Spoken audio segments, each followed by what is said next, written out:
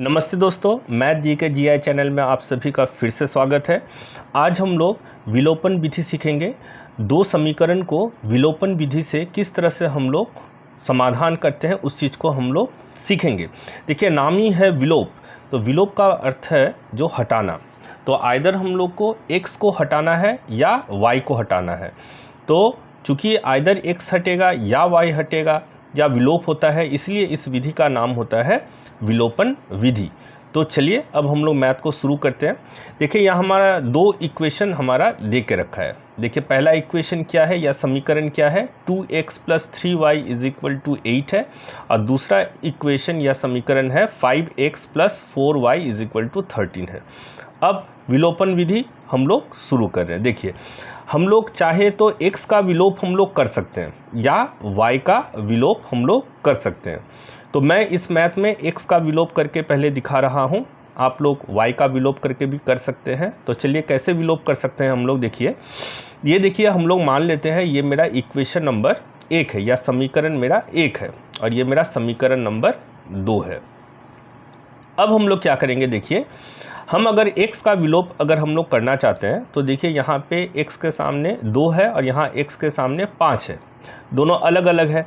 तो हम लोग को सेम सेम करना है या एकदम सेम सेम हमको रखने के लिए क्या करना पड़ेगा, हम लोग को इस इक्वेशन 1 को और इक्वेशन 2 को किसी संख्याओं से मल्टीप्लाई या गुना करना पड़ेगा। तो देखिए किससे मैं गुना कर रहा हूँ।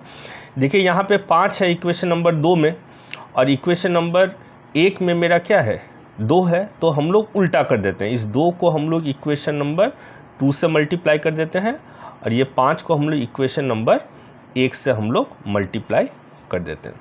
लेकिन जब हम लोग मल्टीप्लाई करेंगे तब हमको इस 5 से न सिर्फ इसको करना है, हमको इसको भी करना है, साथ में इसको भी करना है। तो चलिए मल्टीप्लाई कर लेते हैं।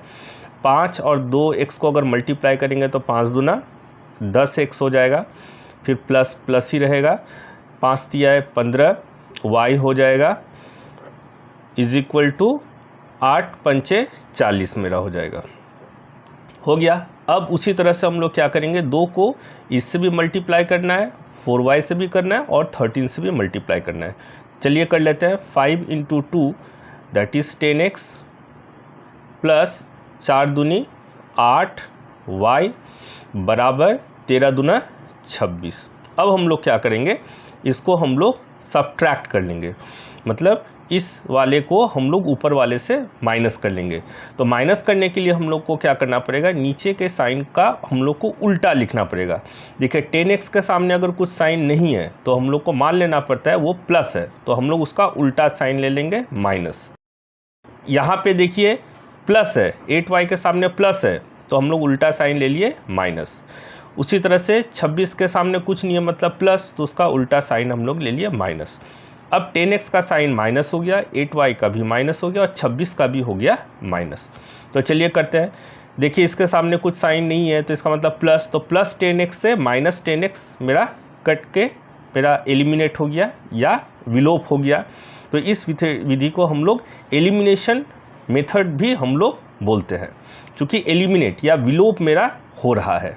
x का देखिए विलोप यहाँ पे हो गया। अब हम लोग देखते हैं, यहाँ पे 15y है और 8y है माइनस में, तो प्लस माइनस माइनस, 15 से 8 गया 7y बराबर ये प्लस और ये माइनस, प्लस माइनस माइनस, तो 40 से अगर हम लोग 26 घटाएंगे तो मेरा हो जाएगा यहाँ पे 14। अब क्या होगा, जो y बराबर 14/7, ये 7 मेरा नीचे आ जाएगा। अब हम लोग काट लेंगे, 7 × 1 = 7, 7 दूनी 14, तो y बराबर मेरा निकल गया यहाँ पे 2, तो y का वैल्यू 2 आ गया। अब हम लोग क्या करेंगे, देखिए, अब हम लोग क्या करेंगे, जो समीकरण 1 या समीकरण 2 में किसी एक में हम लोग इस y के वैल्यू को पुट कर देंगे, तो फिर मेरा x का वैल्यू मेरा आ जाएगा। तो चलिए हम लोग कर लेते हैं। यहाँ पे हम लोग समीकरण 1 में ही हम लोग रख रहे हैं, हम लोग दोनों में से किसी में एक रखने से होता। तो चलिए समीकरण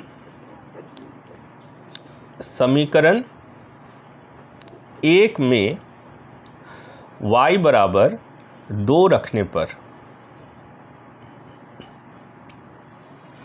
तो समीकरण 1 मेरा क्या है, समीकरण 1 है मेरा 2x plus 3y is equal to 8, ये चीज़ हम लोग लिख लेते हैं। तो हम लोग का हो गया ये 2x plus 3y is equal to 8। अब हम लोग का y का वैल्यू 2 आ चुका है, अब हम लोग इसको पुट कर देंगे। तो ये मेरा 2x तो वैसे ही रहेगा, प्लस 3y मतलब 3 इंटू वाई का वैल्यू 2 है बराबर 8। अब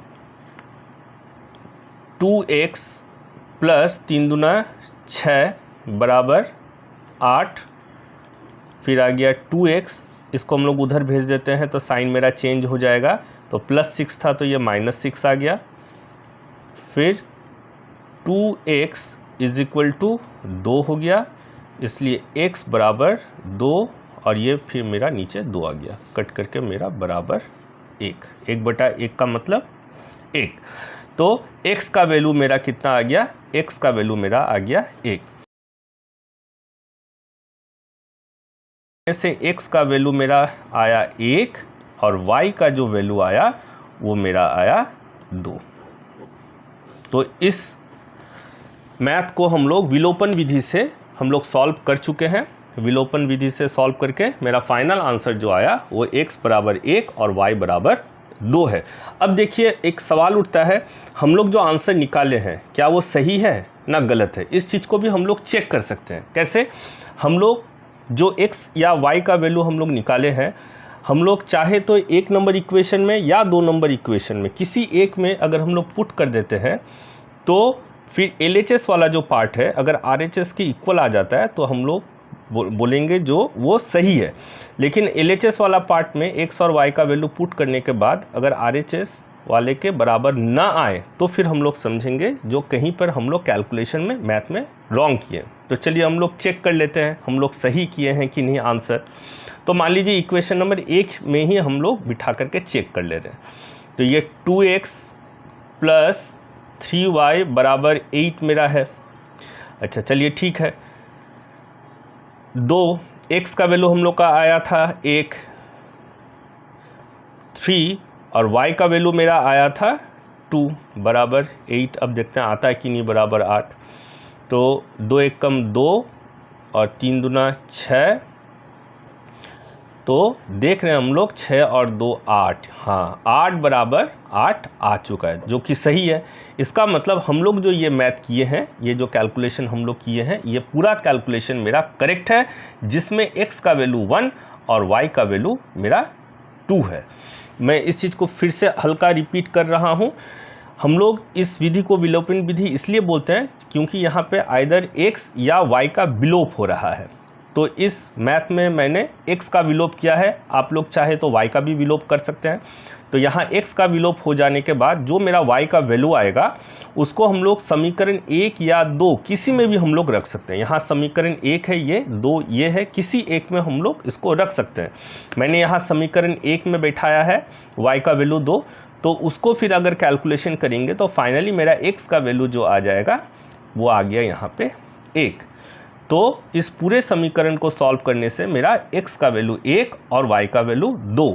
तो हम लोग जो उत्तर निकाले हैं यहाँ पे वो सही है ना गलत, इसको भी हम लोग चेक कर सकते हैं। कैसे? इक्वेशन 1 या इक्वेशन 2 किसी एक में पुट करने से वो LHS का जो आंसर आएगा वो RHS के इक्वल आ जाएगा। तो चलिए यहाँ पे हम लोग एक में हम लोग पुट करके देख लिए हैं। जो 2x plus 3y is equal to 8 अगर है तो 2 इंटू एक्स का वैल्यू मेरा 1 आया था, प्लस 3y का वैल्यू मेरा 2 आया था। तो 2 1 कम 2, 3 दूनी 6, 6 और 2 8, जो कि 8 के मेरा बराबर आ चुका है। तो ये है विलोपन विधि, बहुत ही आसान है, शायद आप लोग को समझ में आ भी गया होगा। मैं इस विलोपन विधि से आप लोग को एक दूसरा सवाल भी दे रहा हूँ। चलिए हम लोग अब दूसरे नंबर सवाल को देख लेते हैं। जो मेरा पहला समीकरण है वो है 2x plus Y is equal to 5 और दूसरा समीकरण है 3x plus 2y is equal to 8। ये मेरा पहला समीकरण है और ये मेरा दूसरा समीकरण है। तो इसको भी सॉल्व करना है, लेकिन ये मैं सॉल्व नहीं करूँगा, ये होमवर्क रहा, ये आप लोग को सॉल्व करके दिखाना है। तो ये आप लोग सॉल्व कीजिए और बताइए इसका x का आंसर कितना होगा और y का आंसर कितना होगा। कमेंट कीजिए, मैं आपके कमेंट का आंसर ज़रूर दूंगा। तो देखते रहिए इस चैनल को, मैथ, जीके, जीआई से रिलेटेड सभी प्रश्नों के उत्तर आपको यहाँ पे मिलेंगे और इसी तरह से इस चैनल को आप लोग अपना प्यार देते रहिए।